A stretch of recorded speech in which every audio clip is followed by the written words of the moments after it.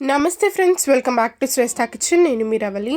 ఇవాళ నేను మన వీడియోలో 2 టైప్స్ ఆఫ్ డ్రింక్స్ చూపిస్తున్నాను. ముందుగా మసాలా చాస్ రెసిపీ, అలాగే పంజాబీ స్టైల్ లస్సీ రెసిపీ కూడా చూపిస్తున్నాను అనమాట. ముందుగా నేను ఇక్కడ మసాలా చాస్ని ఎలా ప్రిపేర్ చేసుకోవాలో నేను ఇక్కడ చూపిస్తున్నాను చూడండి. మిక్సీ జార్లోకి నేను ఇక్కడ 1 కప్ అంతా పెరుగు తీసుకున్నాను. ఇలా పెరుగులోకి ఇక్కడ 1 పావు టీ స్పూన్ అంతా చాట్ మసాలా నేను తీసుకున్నాను. చాట్ మసాలా ఇందులోకి చాలా బాగుంటుంది. ఆ తర్వాత 1 పావు టీ స్పూన్ అంతా బ్లాక్ సాల్ట్, నల్లుప్పు నేను ఇక్కడ వేసుకున్నాను. ఆ తర్వాత మనకు మంచి ఫ్రెష్ ఫ్లేవర్ కోసం పుదీనా ఆకులు నేను ఇక్కడ వాడాను.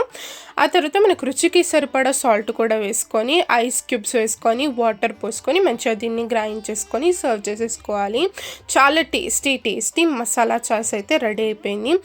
ఇలా గ్లాస్లో పోసుకొని మీది నుండి కొంచెం కొత్తిమీరతో అండ్ చాట్ మసాలాతో సర్వ్ చేసుకుంటే టేస్టీ మసాలా చాస్ రెడీ అయిపోతుంది. రెగ్యులర్గా చేసుకునే ప్లెయిన్ బటర్ మిల్క్ కన్నా ఇది చాలా టేస్టీగా ఉంటుంది. నెక్స్ట్ రెసిపీ వచ్చేసి నేను ఇక్కడ పంజాబీ స్టైల్ లస్సీ రెసిపీ చూపిస్తున్నాను. ఇది చాలా టేస్టీగా స్వీట్గా చాలా బాగుంటుంది.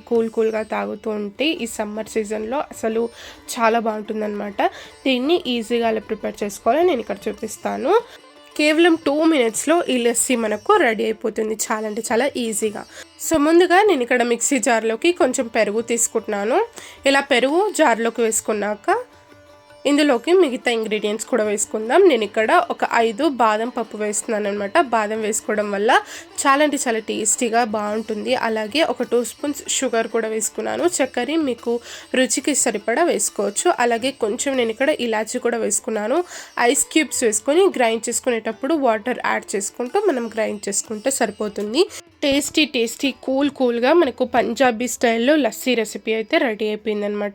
చూసారు కదా, చాలా సింపుల్గా మసాలా చాస్ అలాగే లస్సీ కూడా ఎలా చేసుకోవాలో నేను ఈ వీడియోలో చూపించాను. ఇలాంటి వీడియోస్ మరిన్ని కావాలంటే తప్పకుండా మన ఛానల్ని సబ్స్క్రైబ్ చేసుకొని నన్ను సపోర్ట్ చేస్తూ ఉండండి. మరిన్ని టేస్టీ రెసిపీస్ కోసం చూస్తూనే ఉండండి శ్రేష్ఠ కిచెన్. Thank you.